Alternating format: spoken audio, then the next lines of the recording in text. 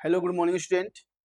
मैं फिर से इस यूट्यूब चैनल पर आप लोगों का स्वागत करता हूं। जैसे कि इस क्लास से रिलेटेड 3 क्लास हो चुके थे और आज हम लोग पार्ट 4 की ओर बढ़ते हैं। तो बच्चों, जैसे हमने बताया था कि विलोपन विधि क्या होता है, कल उसके बारे में हमने चर्चा भी किया था और चाहे तो इसके बारे में हम एक चर्चा कर भी सकते हैं कि विलोपन विधि और स्पष्टीकरण उदाहरण ऐसे ये दिया हुआ है। ये चाहे तो आप इसका स्क्रीनशॉट भी ले सकते हैं, ठीक है। लेकिन समस्या ये है कि हमने बताया था कि कब हमें दो समीकरण को जोड़ना है और कब हमें दो समीकरणों को क्या करना है, घटाना है, ठीक है।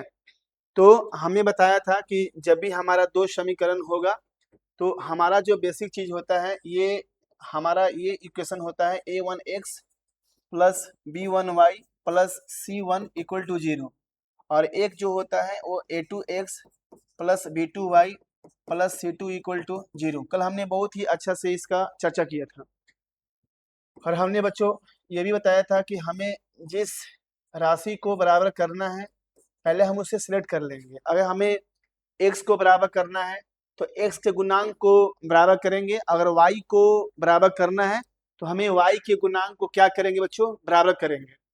तो पहले ये चीज ध्यान देना चाहिए कि हमें किसका करना है।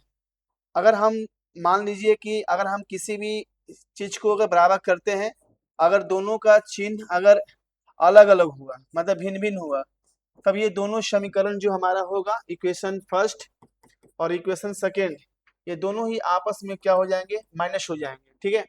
लेकिन अगर यही दोनों समीकरण के आगे साइन अगर बराबर हुआ, सेम हुआ, तो दोनों समीकरण हमारा क्या हो जाएगा, ये प्लस होगा, सॉरी ये प्लस होगा और ये हमारा जो समीकरण होगा समीकरण 1 और समीकरण 2, ये दोनों समीकरण हमारा क्या हो जाएगा, घट जाएगा, ठीक है। तो ध्यान दीजिएगा कि जब दोनों चिन्ह बराबर नहीं होगा, अलग अलग होगा, तो ये प्लस होंगे, अगर वो दोनों चिन्ह बराबर होंगे, सेम होंगे, तो वो घटेंगे, ठीक है। तो हमने इस पर कुछ चर्चा भी किया था और हमने कुछ क्वेश्चन भी लिया था, ठीक है। तो आइए हम बताते हैं। तो जैसे अभी हमने बताया है, ध्यान दीजिएगा, आज हमारा मेन जो है उसका नाम है प्रतिस्थापन विधि का स्पष्टीकरण और उदाहरण। तो प्रतिस्थापन विधि का मतलब क्या होता है, इसके बारे में थोड़ा चर्चा करेंगे कि प्रतिस्थापन होता क्या है। तो आपके पास जो एक समान समीकरण होना चाहिए, सामान्य रूप से ये समान इसका स्टैंडर्ड फॉर्म होता है। हमने इसे पहले भी चर्चा किया था कि a1x प्लस b1y बराबर c1 और यहाँ पर क्या है a2x प्लस b2y बराबर c2। ये भी आपका समीकरण नंबर ये क्या हो गया, फर्स्ट हो गया और ये जो हुआ समीकरण नंबर 2 हो गया। तो आपका इसी में एक व्यापक वैल्यू होना चाहिए। अब ये कहना क्या चाह रहा है कि हमारे पास इसका प्रतिस्थापन संकल्पना क्या है कि अगर हमें कोई भी वैल्यू को फाइंड करना है तो हमें इसमें दोनों समीकरणों की जरूरत नहीं होती है।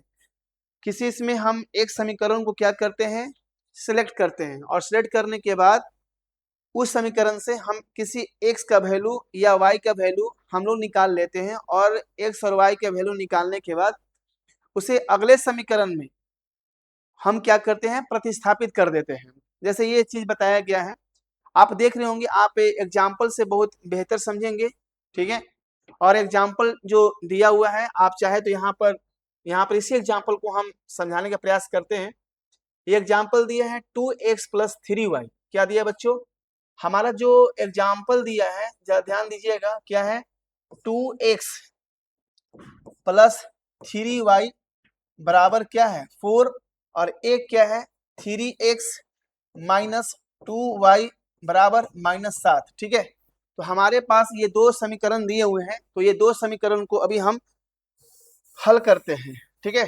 आइए, हमारे पास एग्जाम्पल दिया था, मैंने एग्जाम्पल लिख लिया। ये समीकरण नंबर क्या हुआ, ये समीकरण नंबर फर्स्ट हुआ। क्या हुआ, समीकरण नंबर फर्स्ट। और ये क्या हुआ, समीकरण नंबर 2 हुआ। तो बच्चों हम इसमें प्रतिस्थापन सीखने जा रहे हैं, थोड़ा सा ध्यान दीजिएगा।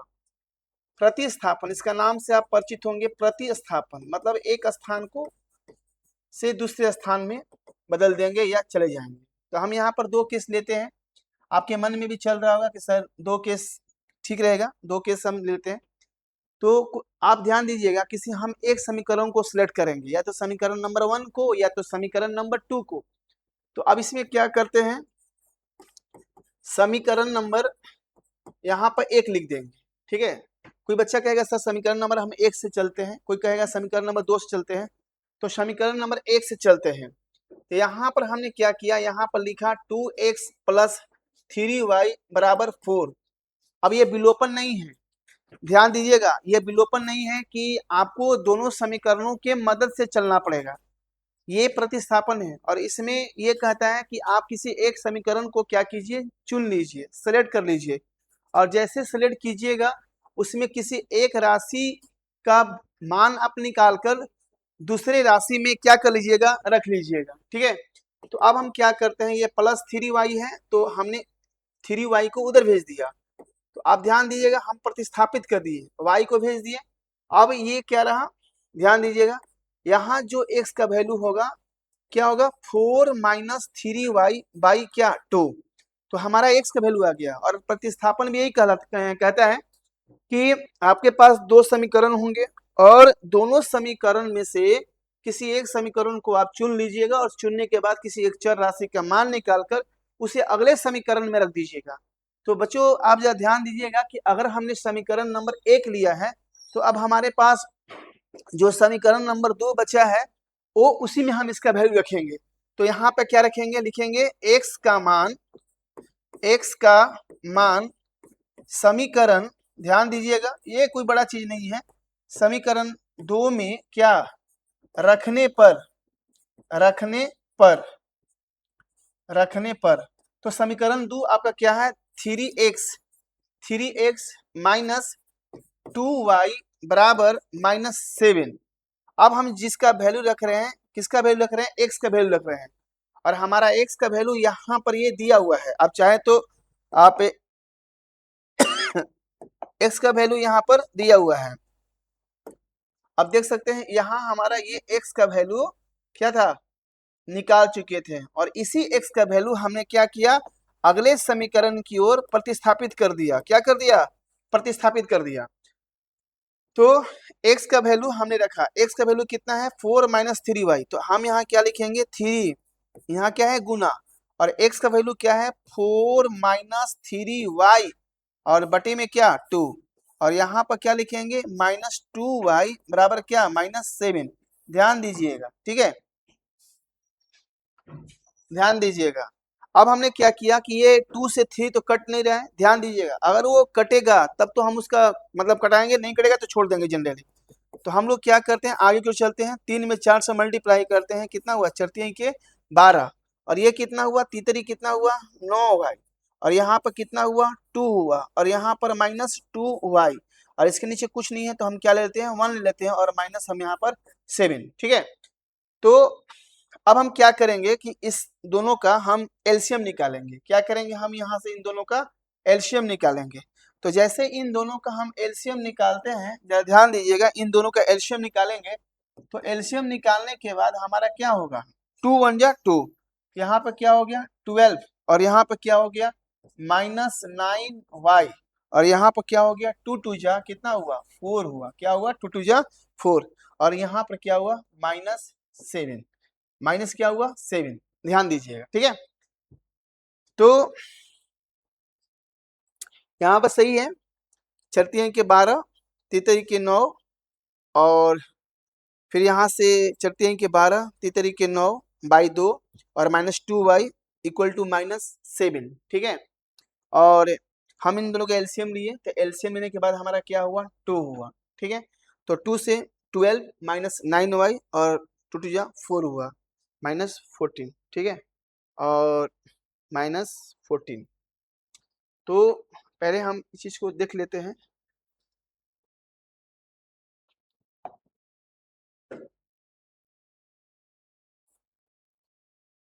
ठीक है।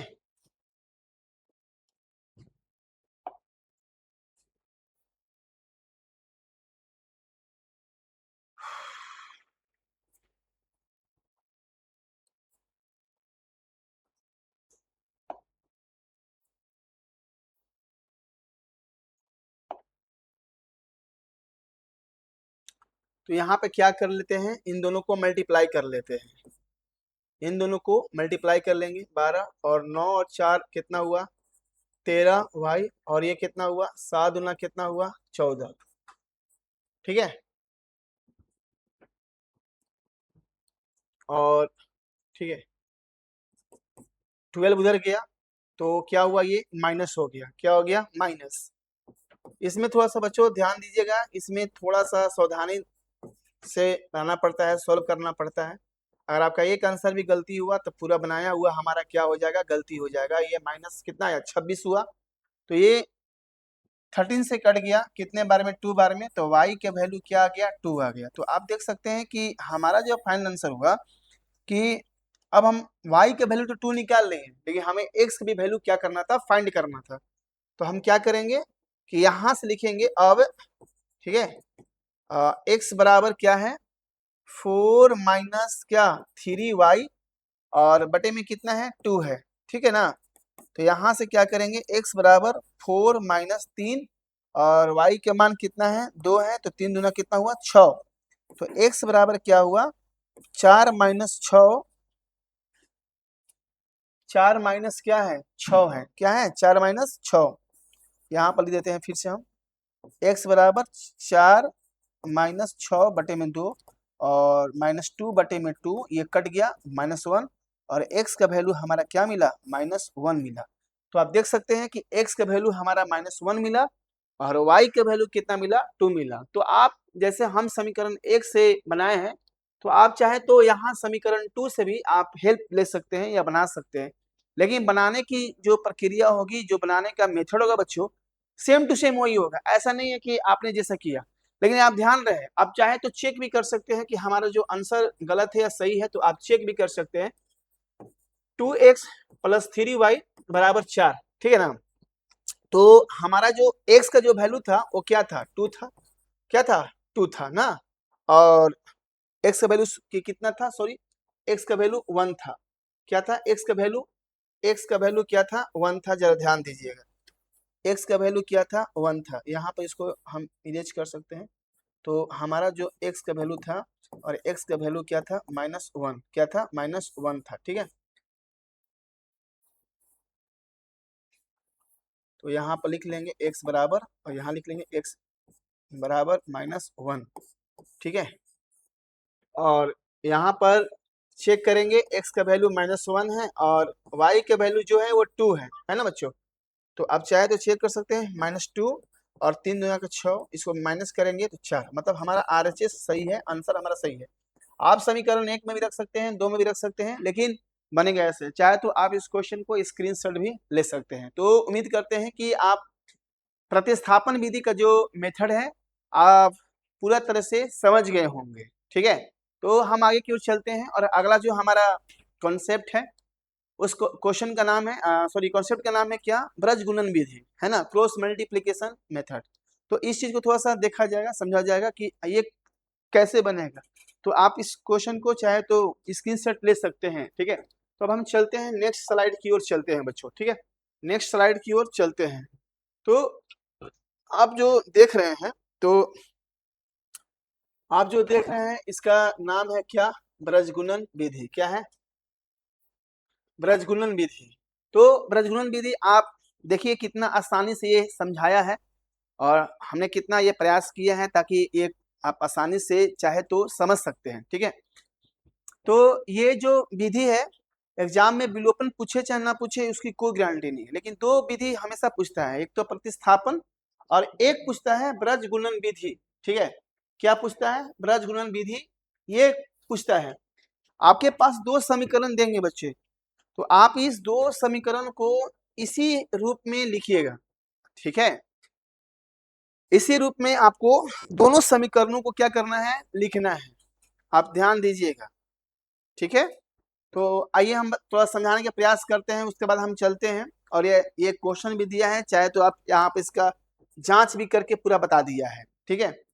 तो यहाँ पर लिखा है सामान्य रूप और सूत्र, ये जो दिया है ये सामान्य रूप है, व्यापक मान, और एग्जाम में पूछता है दो चर वाले रैखिक समीकरण के व्यापक मान क्या होंगे, कैसे लिखिए। तो ये आप ये लिख सकते हैं, ब्रज गुणन विधि का जब भी हम लिखेंगे तो इस चीज को आप ध्यान दीजिएगा कि हमेशा हमारा जो भी हम वैल्यू निकालते हैं, चाहे वो x का निकालते हैं, चाहे हम लोग y का निकालते हैं, तो बच्चों पहले ये ध्यान होना चाहिए, ठीक है। तो पहले ये ध्यान होना चाहिए कि हमारा जो मेथड है वो फुलफिल करना चाहिए। तो जैसे आप यहाँ पर देख रहे हैं कि हमारा x का वैल्यू और किसका y का वैल्यू, ये चीज हमेशा होता है। और ये क्वेश्चन उदाहरण में लिखा हुआ है, ये क्वेश्चन अभी हम बताते हैं। विधि आप लोग को समझाने का हम क्या करते हैं, प्रयास करते हैं। थोड़ा सा आप लोग देखिएगा और समझने का थोड़ा सा प्रयास कीजिएगा, ठीक है। तो आइए थोड़ा सा हम समझाने का प्रयास करें, ठीक है। तो समझाने का प्रयास करते हैं कि ये कैसे बनेगा। तो हमारा जो विधि है उसका नाम क्या है, ब्रज गुणन विधि। क्या है, ब्रज गुणन विधि, ठीक है। आइए तो थोड़ा सा हम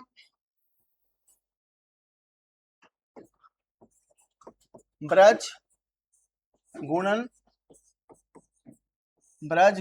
क्या विधि, ठीक है, ब्रज गुणन विधि। तो थोड़ा सा इसको हम समझने का प्रयास करते हैं कि ये कैसे बनता है, ठीक है। तो हम इसमें थोड़ा सा समझने का प्रयास करेंगे कि हमारा जो समीकरण है वो समीकरण हमारा इस रूप से होना चाहिए और इसी रूप से हमारा समीकरण जानना चाहिए, कि ऐसा नहीं कि हम कुछ भी लिख देंगे, नहीं। हमारा समीकरण इस रूप होना चाहिए और हमारा व्यापक जो मान है, इसका व्यापक मान वही होना चाहिए, ठीक है।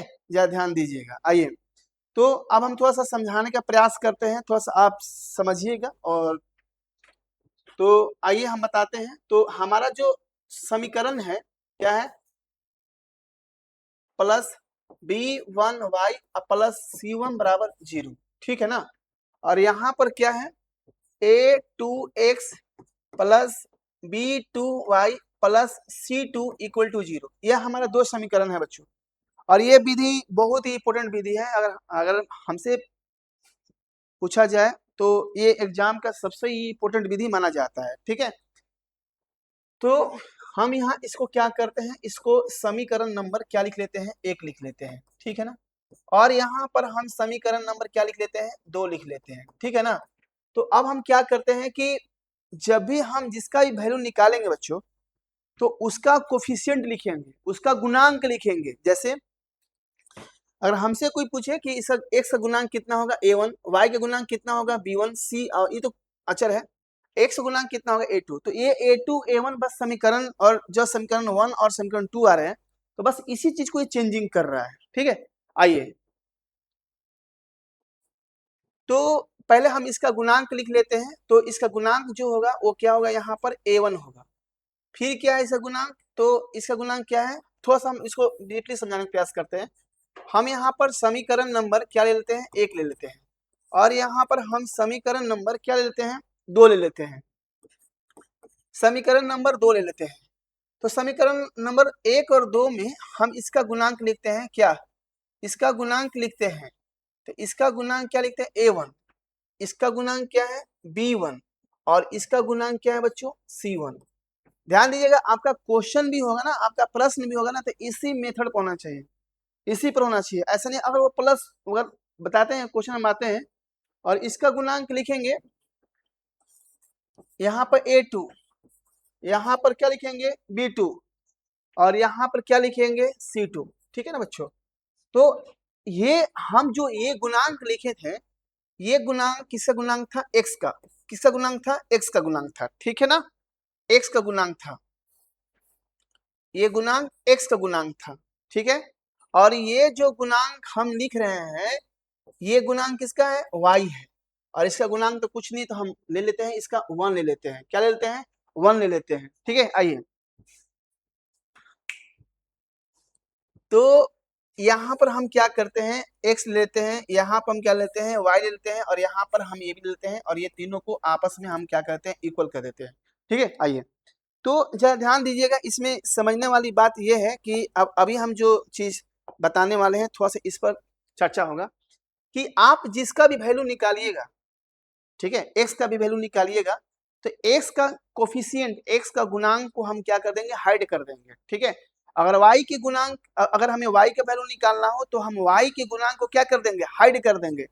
तो ये ध्यान दीजिएगा कि इसका गुणांक हम क्या कर देंगे, यहाँ पर हाइड कर देंगे। तो मतलब हमें इससे कोई लेना देना नहीं है, इससे हमको कोई लेना देना नहीं है बच्चों, ठीक है। तो अब हम यहाँ पर देखते हैं कि यहाँ पर जो A1 है A2 है, इससे हमें कोई मतलब नहीं। अब हम कहाँ चलेंगे, B1 और C1। तो हम यहाँ पर चलते हैं B1, और यहाँ पर क्या था C1, यहाँ पर क्या था B2, और यहाँ पर क्या था C2, ठीक है। अब तो ध्यान से समझिएगा।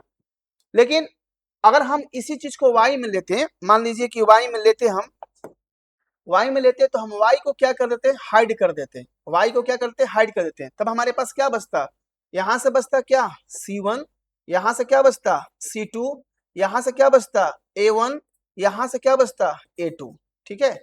अब इस चीज को ध्यान समझिएगा कि अगर हम इसको अगर हाइड करते हैं, अगर हमको इसका वैल्यू निकालना है तो हम इसको क्या कर देंगे, हाइड कर देंगे। तो क्या हमारे पास बचेगा, हमारे पास बचेगा फिर A1 और क्या A2, यहाँ बचेगा A1 और यहाँ क्या बचेगा A2, और यहाँ क्या बचेगा B1, और यहाँ क्या बचेगा B2। तो हम जहां तक हम ये समझ रहे हैं, जहां तक हम समझाने का प्रयास कर रहे हैं कि हमने एक ही चीज का चर्चा किया बच्चों, कि हमने जो एक चीज का चर्चा किया, थोड़ा उस पर हम लोग देखेंगे समझेंगे, ठीक है। ये बहुत ही इम्पोर्टेंट है, ये बहुत ही इम्पोर्टेंट कॉन्सेप्ट है, अभी हम जो बताने वाले कॉन्सेप्ट, ठीक है। ये कॉन्सेप्ट कहता क्या है कि आप जिसका भी वैल्यू निकाल रहे हो, जिसका भी वैल्यू निकाल रहे हैं, चाहे आप x का वैल्यू निकाल रहे हैं, तो x के कोफिशिएंट को हम क्या कर देंगे, हाइड कर देंगे। क्या कर देंगे, हाइड कर देंगे। तो हमारे पास क्या बचेगा B1 B2 C1 C2। अगर हम y का निकाल रहे हैं तो y के कोफिशिएंट को क्या कर देंगे, हाइड कर देंगे। तो हमारे पास क्या बचेगा C1 C2 A1 A2।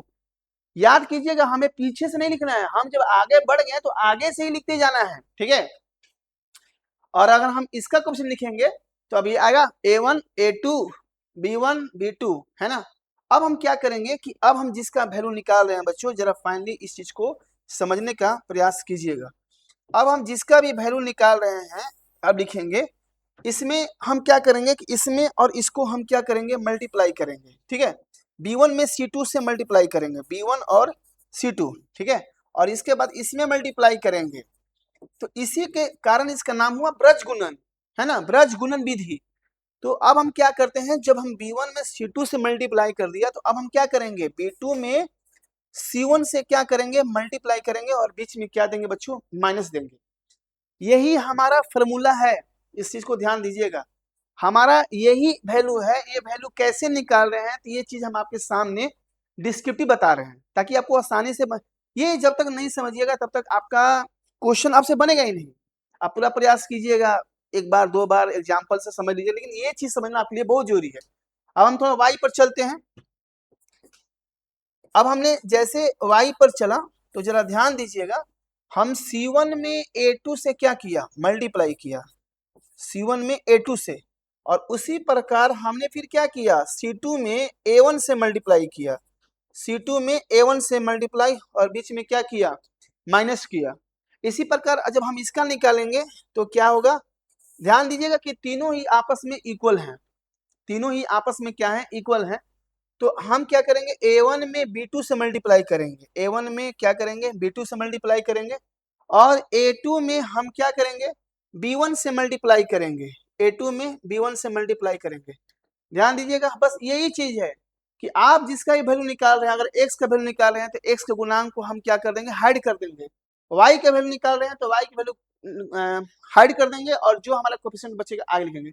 आप समझिएगा, आप थोड़ा सा हम एक रफ, हम आपको एक सिखाते हैं रफ, हमको आपको एक आइडिया देते हैं, जरा सा इस चीज को समझिएगा, ये कैसे हुआ, कैसे आगे बढ़ता चला गया। अच्छा बताइए, A1 B1 C1, तो फिर क्या आएगा, A1 B1 C1 आगे आएगा, ठीक है ना। फिर आएगा A2 B2 C2, फिर A2, फिर B2, फिर C2। ये किसका गुणांक था बच्चों, x का। ये किसका गुणांक था, y का। ये तो कुछ नहीं, फिर ये x का, फिर ये y का, ये गुणांक है, ये लिखा हुआ है। हमें x का लिखना था, तो हमने क्या किया था, x को हम हाइड कर दिए, x को हम क्या किए, हाइड कर दिए। तो हमारे पास क्या बचा, B1 B2 C1 C2, हमने यही लिखा B1 B2 C1 C2। फिर हम इन दोनों को आपस में क्या किया, मल्टीप्लाई करके, और बीच में क्या किया, माइनस किया। फिर हम जब y के पास गए, तो फिर हम जब जैसे हम y के पास गए तो y में B1 क्या किया, तो यही प्रोसेस आगे बढ़ते बढ़ते हमारा ये फॉर्मूला पूरा तरह से क्रिएटिव बन चुका। अब हमारे पास जो क्वेश्चंस हैं, जरा इस क्वेश्चन को हम लोग समझते हैं। अभी हमने जस्ट जो पिछला क्वेश्चन हमने लिया था उसी क्वेश्चन को थोड़ा समझने का प्रयास करेंगे कि क्या हमारा जो आंसर गलती है या जो बना हुआ है क्या वो गलत है या सही है, तो उस पर चर्चा कर लेते हैं। हमारा क्वेश्चन जो था हमारा जो क्वेश्चन था, जरा सा इस पर थोड़ा समझते हैं, ठीक है, इस पर समझने का प्रयास करते हैं। तो हमारा क्वेश्चन ये था, ठीक है, हमारा क्वेश्चन ये था 2x प्लस 3y, क्या था बच्चों, 2x प्लस 3y बराबर क्या था, 4 था, ठीक ना। और यहाँ क्या था, 3x माइनस 2y बराबर -7 था, जिसका आंसर हम विलोपन प्रतिस्थापन विधि में अभी हम जस्ट बनाकर आपको दिखाए हैं।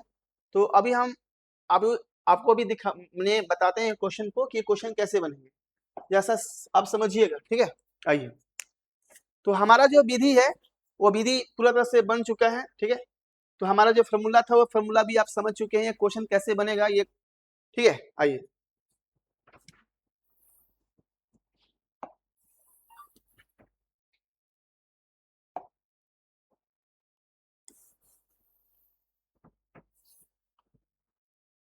इस क्वेश्चन को हम ब्रजगुणन विधि से बनाने का प्रयास करते हैं कि क्वेश्चन क्या आप समझे हैं। थोड़ा सा इस क्वेश्चन को हल करते हैं, किसे, ब्रजगुणन विधि से हल करते हैं।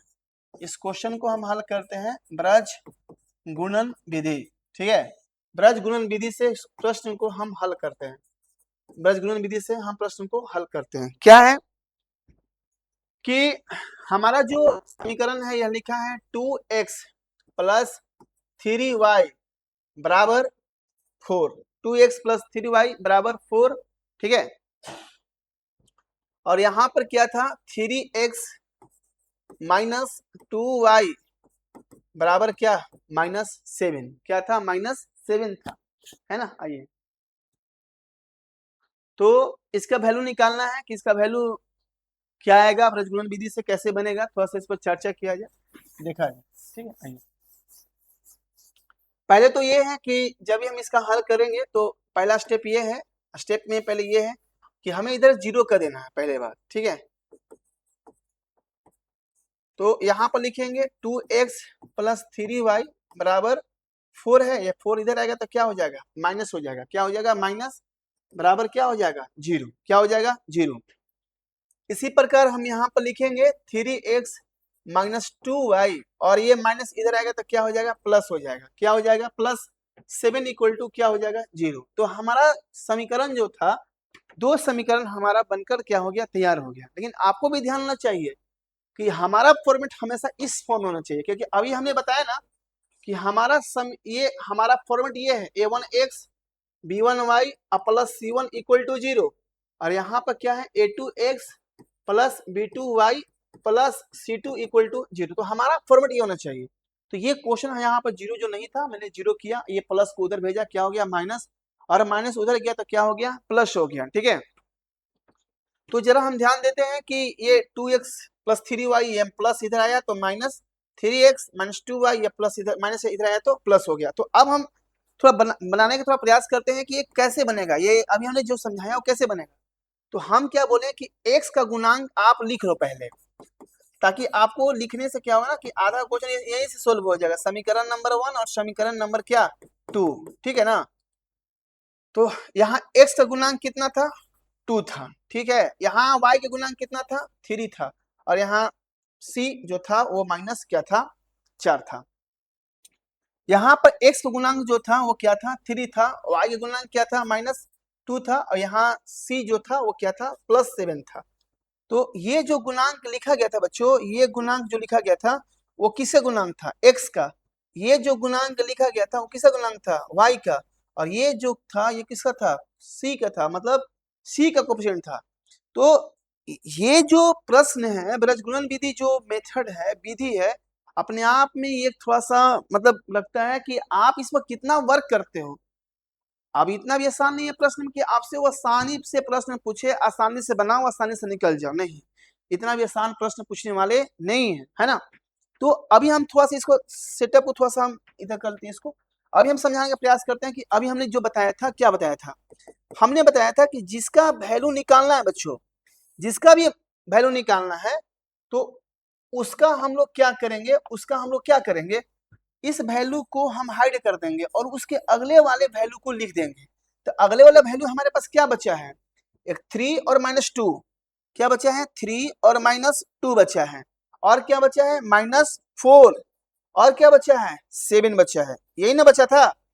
तो हमने क्या किया, जिसका आप वैल्यू निकाल रहे हैं उस x का वैल्यू हम पूरा तरह से हाइड कर देंगे, छुपा देंगे। तो हमारे पास क्या बचेगा, 3 और -2, फिर क्या बचेगा, -4। तो इन दोनों को, ये पूरे सेटअप को उठाकर हम यहाँ रख देंगे, ठीक है। अब इसी तरह हम आगे चलते हैं, आगे थोड़ा सा समझाने का प्रयास करते हैं, जरा सा समझिएगा, ठीक है। तो अब हम जो अगला नंबर जो है वो क्या है, y का है, क्या है, y का है। तो अब हम क्या करेंगे, y लिखेंगे, ये अलग है बच्चा, ध्यान देना, y का। तो y को हम क्या करेंगे, इस बार हम हाइड कर देंगे, y को इस बार क्या करेंगे, हाइड कर देंगे। इस बार y को हम क्या कर देंगे, छुपा देंगे। तो आप सोचिए कि जैसे अगर हम y को छुपा दिए, तो यहाँ क्या बचा, -4/7, और -4/7 के आगे तो कुछ नहीं मिल रहा है, तो हमें क्या लिखेंगे, 2/3, क्या लिखेंगे, 2/3। और इसी तरह अब हम आगे की ओर चलते हैं, c के पास चलते हैं। तो जैसे हम c के पास जाएंगे तो c को हम जैसे हाइड कर देंगे, c को क्या कर देंगे, हम हाइड कर देंगे। तो इस बार हमने c को क्या किया, हाइड किया, और जैसे हम c को हाइड करेंगे तो हमारे पास क्या बचेगा, 2/3, और ये 3/-2, मैंने यहाँ पर बाई नहीं होगा, यहाँ पर इस चीज को थोड़ा सा हम लोग, ठीक है। तो जरा ध्यान दीजिएगा, अभी हमने जितना समझाया ये फॉर्मेट था, फॉर्मेट बनकर क्या हो गया, ये तैयार हो गया। अब इस पर थोड़ा सा वर्क होगा, क्या वर्क होगा, जरा सा इस चीज को समझिएगा, ठीक है। तो ये कहना क्या चाहता है, अब हम लोग क्या करेंगे, x का वैल्यू हम लोग फाइंड करेंगे, x का वैल्यू हम लोग क्या करेंगे, निकालेंगे। तो x क्या है, यहाँ पर ये हो गया। तो अब हम क्या करेंगे, 3 में 7 से मल्टीप्लाई करेंगे, 3 में 7 से क्या करेंगे, मल्टीप्लाई करेंगे, 3 में 7 से मल्टीप्लाई करेंगे बच्चा। तो 3 में 7 से मल्टीप्लाई किया, बीच में क्या होता है, माइनस। देखो क्या मैंने बोला ना कि माइनस साइन को थोड़ा सा सहूलियत करके लिखना पड़ता है, ये बहुत ही माइनस परेशान करता है। और यहाँ से फिर इन दोनों को मल्टीप्लाई करेंगे तो -2 और -4, -2 और -4। इसी तरह y को लेकर चलते हैं, तो 4 में -4 और 3 को क्या करेंगे, मल्टीप्लाई करेंगे, -4 और 3 को क्या करेंगे, मल्टीप्लाई करेंगे। और यहां पर क्या लिखेंगे, माइनस, ठीक है। तो अब इसमें 7 में 2 से मल्टीप्लाई करेंगे, 7 में क्या करेंगे, 2 से मल्टीप्लाई करेंगे, प्लस माइनस कुछ नहीं है। अब लास्ट हमारे पास जो बचा वो क्या बचा, सी बचा, क्या बचा, सी। तो हम क्या करेंगे, 2 में -2 से मल्टीप्लाई करेंगे, 2 में -2 से मल्टीप्लाई करेंगे, ठीक है। और बीच में क्या होगा, माइनस, बीच में क्या होगा, माइनस होगा। यहाँ पर जगह नहीं है तो हम यहाँ पर लिख देते हैं 3 × 3, ठीक है। क्यों, 2 में -2 से मल्टीप्लाई किया और फिर 3 में 3 से मल्टीप्लाई किया। ये पूरा ब्रजगुणन विधि का एक फॉर्मेट है, ठीक है। ये बहुत टाइम लेता है, आप जब तक फ्रेश इसका प्रैक्टिस नहीं करोगे तब तक ये क्वेश्चन नहीं बन पाएगा। आप सोचोगे कि एक ही क्वेश्चन से हम बनाकर पूरे विधि को ही खत्म कर दें, तो ये खत्म होने वाला नहीं है, इतना आसान नहीं है जितना आप आसान समझ रहे हैं। तो यहाँ पर क्या करेंगे, x लिखेंगे, मल्टीप्लाई करेंगे 70 के 21 और माइनस माइनस प्लस हो जाएगा, यहाँ पर 8 हो जाएगा। अब यहाँ पर क्या करेंगे, y बराबर लिखेंगे -4 के 12 और -7 दूना के 14, ठीक है। और यहाँ पर क्या है, 2 दूना के 4 और ये 3 के 9, ठीक है। आइए थोड़ा सा समझने के प्रयास करते हैं बच्चा। अब इसमें यही थोड़ा सा कॉम्प्लिकेटेड चीज है कि x बराबर यहाँ क्या हुआ, 13, ये 13 होगा, ठीक है। और यहाँ पर क्या होगा, माइनस क्या होगा, 26 होगा, और यहाँ पर 1 बराबर क्या होगा, -13 होगा। अब ये थोड़ा सा ना, अब यहाँ पर तुलना करेंगे बच्चा, थोड़ा सा तुलना करेंगे, x बार इससे तुलना हो जाएगा और एक बार y से तुलना कर देंगे c को। तो जैसे यहाँ पर लिखें x बराबर 13 और यहाँ पर लिखेंगे 1 बराबर -13, ठीक है, और यहाँ पर लिखेंगे y बराबर -26 और यहाँ पर लिखेंगे 1 बराबर -13। तो आप देख रहे हो ना कि ये दोनों आपस में कट जाएंगे, 1 और -1, और ये भी कट जाएंगे, ये भी कट जाएंगे 2। तो हमारा क्या हुआ, x बराबर -1, x बराबर -1 और y बराबर जो आंसर आएगा वो क्या आएगा, 2। तो हमारा जो फाइनल आंसर हुआ x बराबर क्या हुआ, -1 और y बराबर क्या हुआ, 2। तो देखो बच्चा, विलोपन विधि में भी यही आंसर आया था, सॉरी प्रतिस्थापन विधि में भी यही आंसर आया था और ब्रजगुणन विधि में भी यही आंसर आया। मैंने इसलिए एक क्वेश्चन को लेकर तय किया ताकि आपके अंदर सस्पेंस ना रहे कि हमने जो विधि बताया, मैंने विधि बहुत ही सही तरीके से बताया था, ताकि आप लोगों को ये समझ में आ जाए और ये पता चल जाए कि ये क्वेश्चन किस टाइप से बनेंगे।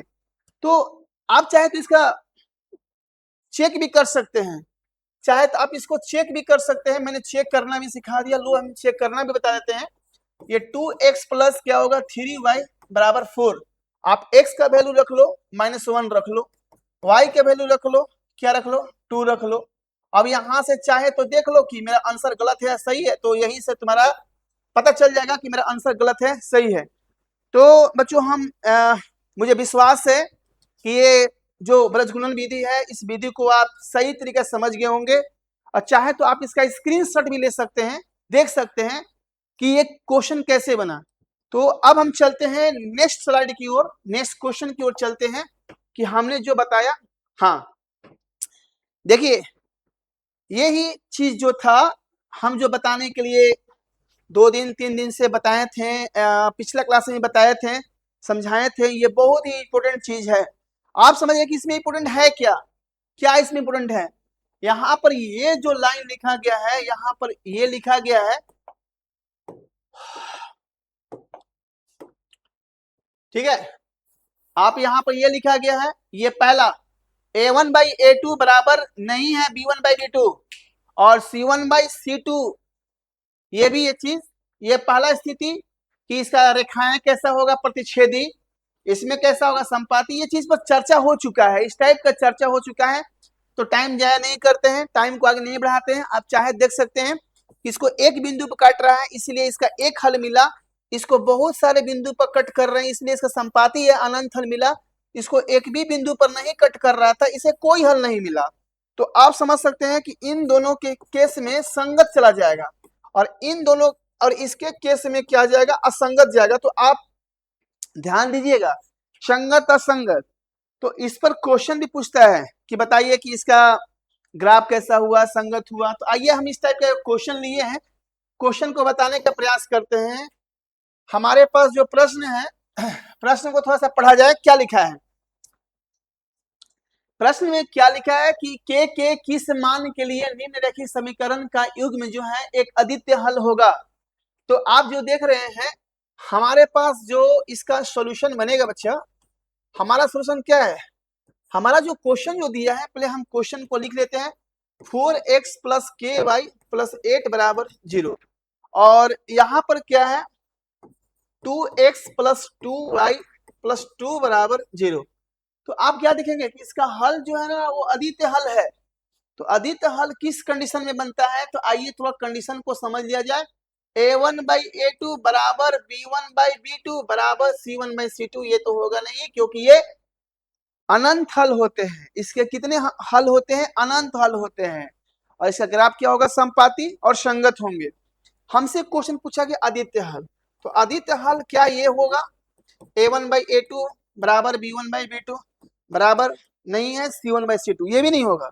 इसका कोई हल नहीं होता है, असंगत होता है। और इसका जो ग्राफ होगा वो क्या होगा, समानांतर, और ये पहला और ये तीसरा, दूसरा, तीसरा। तो a1/a2 बराबर नहीं है क्या, b1/b2। तो ये कंडीशन हमारा फुल होना चाहिए। बोल रहा है कि इसमें k का किस मान के लिए अद्वितीय हल होंगे। तो पहले हम इस क्वेश्चन में लिखते हैं बच्चा, हम बताया था ना कि जिसमें x का कोफिशिएंट होता है उसका वैल्यू हम a ले लेंगे, पहले a होगा, उसके बाद b होगा, उसके बाद क्या होगा, c होगा। तो हमारा जो कंडीशन दिया है वो क्या दिया है, अद्वितीय हल दिया है, अद्वितीय हल दिया है, ठीक है। तो ये हल हमारा होता है और इस हल के अनुसार जानते हैं,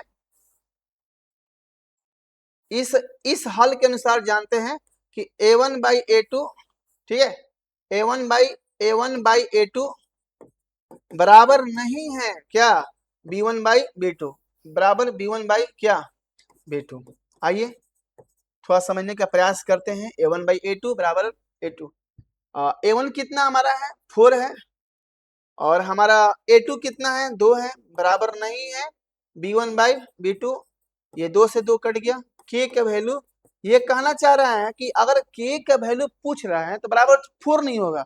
हाँ 4 से छोटा हो सकता है, 4 से बड़ा हो सकता है, लेकिन 4 नहीं हो सकता है, मतलब 4 बराबर नहीं होगा। तो ये समझ सकते हैं कि इस कंडीशन से भी आपके पास क्वेश्चन पूछे जाते हैं और ऐसा क्वेश्चन एग्जाम का सबसे प्रिय क्वेश्चन में से एक क्वेश्चन है। आइए अब हम कुछ क्वेश्चन लेकर चलते हैं, आपको हम क्वेश्चन थोड़ा दिखाते हैं कि क्वेश्चन कैसे है, ठीक है। तो इसमें क्या है कि अब हम थोड़ा सा एक स्लाइड ओपन करते हैं, एक स्लाइड ओपन करते हैं, जरा सा समझा जाए, ठीक है। एनसीईआरटी बुक पर चलते हैं, एनसीईआरटी से कुछ एक प्रश्न लेते हैं, वर्ड प्रॉब्लम प्रश्न लेते हैं, ठीक है।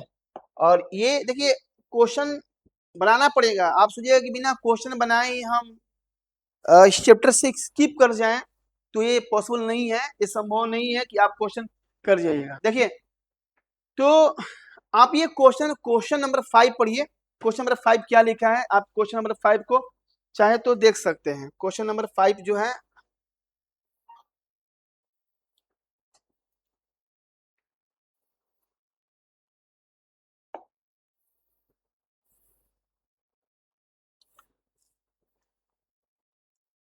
क्वेश्चन नंबर 5 आते हैं, थोड़ा सा हम यहाँ रहा क्वेश्चन नंबर 5।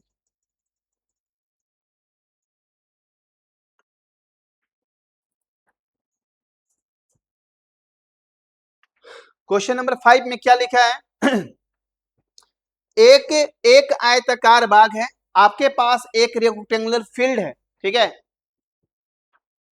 तो जिसमें चौड़ाई जो है वो 4 अधिक है, कौन 4 अधिक है, लंबाई। थोड़ा सा अब हम समझते हैं, भाषा को समझते हैं, क्योंकि भाषा जब तक नहीं समझिएगा तब तक क्वेश्चन नहीं बनेगा बच्चा, जरा ध्यान से समझिएगा, ठीक है। हमारे पास और फिगर, जरा ध्यान दीजिएगा कि फिगर हम जब भी बनाएंगे, फिगर हम जब भी बनाएंगे तो हमेशा दाहिने साइड ही फिगर बनाएंगे, क्योंकि फिगर बनाने से क्या होता है, प्रश्न आगे बन जाते हैं।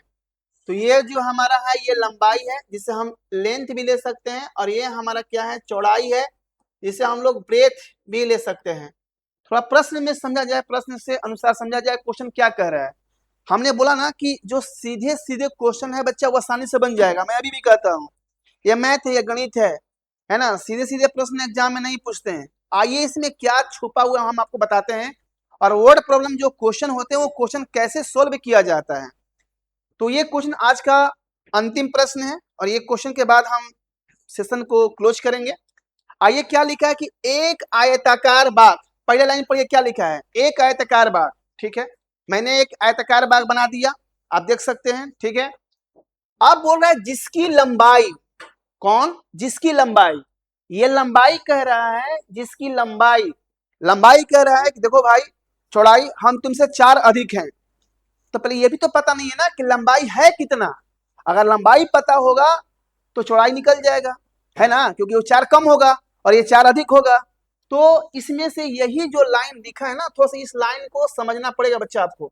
ये क्या लिखा है, जिसकी लंबाई और चौड़ाई कुछ नहीं पता है, बीमाएं, बीमाएं मतलब डायमेंशन, बीमा, बीमा जो होता है वो आपको नहीं पूछेगा बताइए लंबाई चौड़ाई क्या, वो चाहता तो एग्जाम, ये चाहता ना एनसीईआरटी वाला, ये आसानी से पूछ सकता, बताओ find the value of length and it's breath, लेकिन नहीं पूछेगा, पता है ना, थोड़ा सा फंसिए। बीमाएं, बीमाएं मतलब 2 बीमा, हमारे पास 2 बीमा है, देख सकते हैं 2 हाथ है, एक लंबाई और एक चौड़ाई। तो यहां से हम क्या कर सकते हैं, let be now length and breadth is x metre and y metre respectively. और थोड़ा हिंदी में समझ लिया जाए, मुझे पता है कि आप इंग्लिश थोड़ा सा नहीं समझ पाइएगा। तो आइए यहाँ पर समझ लेते हैं कि माना कि आयताकार बाग की लंबाई, आप लिख सकते हैं आयताकार बाग की लंबाई, नहीं तो केवल लंबाई भी लिख सकते हैं, कोई दिक्कत नहीं है, ठीक है। माना कि लंबाई x क्या, मीटर सेंटीमीटर क्या माने, अपने मन से कुछ मान सकते हैं क्या, कुछ भी नहीं मान सकते हैं, क्वेश्चन में दिया है, क्या दिया है, मीटर, ठीक है ना। और यहां से क्या कर लेंगे, जो हमारा चौड़ाई है वो क्या है, y मीटर, बस। अब आते हैं थोड़ा सा अकॉर्डिंग टू क्वेश्चन, प्रश्नानुसार। अब हम प्रश्न के अनुसार आएंगे, प्रश्न से आएंगे। अगर आपके पास दो चर वाले रैखिक समीकरण युग्म तैयार हो गए, चाहे आप प्रश्न को विलोपन विधि से बनाइए, चाहे प्रतिस्थापन विधि से बनाइए, या ब्रजगुणन विधि से बनाइए, वैल्यू वही आएंगे, है ना। लेकिन आपको स्मार्ट बनना है, क्यों, क्योंकि इस प्रश्न में कहीं भी कुछ विधि का नाम नहीं लिया है ना। आप चाहे तो जो आसान विधि लगे आप वहां से अप्लाई कर सकते हैं। प्रश्न के अनुसार पढ़ते हैं क्या लिखा है। एक आयताकार बाग जिसकी लंबाई क्या था, x, लंबाई जो कह रहा है चौड़ाई से, चौड़ाई कितना था, y, इसे अधिक जाएंगे तो प्लस, और कम होगा तो क्या, माइनस। यही वर्ड समझना है, अधिक से प्लस और कम को माइनस। कितना अधिक है भाई, 4 अधिक है, ठीक है ना। है, जहां है लगे वो बराबर, y इधर गया, ये प्लस इधर आएगा तो क्या होगा, माइनस, और ये हमारा क्या होगा, 4। ये इक्वेशन मतलब समीकरण नंबर क्या बन गया, 1 बन के तैयार हो गया। अब आते हैं, फिकर है का, किसका, का, इसी का, किसका, इसका आयताकार बाग का अर्ध परिमाप। देखो कितना स्मार्ट क्वेश्चन है, वो पूरा परिमाप नहीं पूछा है, अर्ध परिमाप।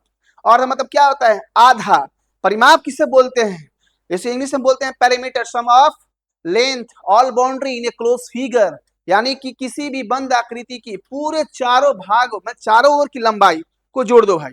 लेकिन इसमें कर है कि ना, हमें आधा चाहिए, तो ठीक है, आधा मतलब क्या, लंबाई प्लस चौड़ाई। तो आयत का परिमाप कितना होता है, थोड़ा समझ लिया जाए।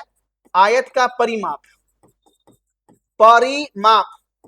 जो परिमाप होता है 2l प्लस क्या होता है, b, 2l प्लस क्या होता है, b, मतलब लंबाई प्लस चौड़ाई। लेकिन ये क्वेश्चन में बोला है कि अर्ध परिमाप, तो अर्ध में इधर भी 2 से भागा दे देंगे और इधर भी 2 से भागा देंगे, तो ये 2 तो कट गया, और ये 2 तो नहीं कटेगा, लेकिन ये 2 कटेगा नहीं, ये परिमाप बटे में 2, पता है क्या बनेगा, ये परिमाप बटे में 2 क्या बनेगा, अर्ध परिमाप। तो आयत का अर्ध परिमाप क्वेश्चन में दिया है, अर्ध परिमाप क्या दिया है, 36। लेकिन हमारा अर्ध परिमाप कितना था, लंबाई प्लस चौड़ाई, लंबाई कितना था x और चौड़ाई कितना था y, x प्लस y बराबर कितना था, 36। ये समीकरण नंबर क्या हो गया, 2। तो आप देख सकते हैं बच्चे कि यहाँ पर समीकरण हमारा जो बनकर तैयार हुआ था, x माइनस वाई बराबर 4, ये समीकरण नंबर 1 बन गया, और x प्लस वाई बराबर जो 36 है वो समीकरण नंबर क्या बन गया, 2।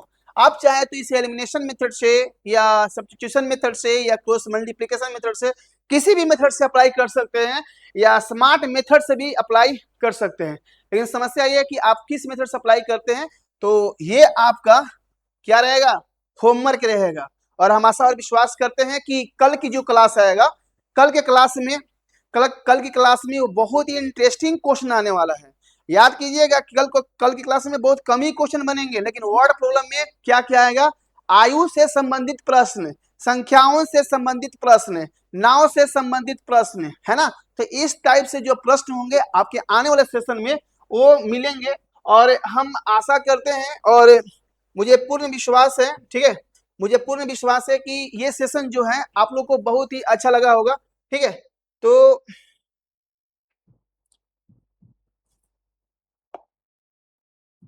ठीक है, तो चलिए हम लोग मिलते हैं।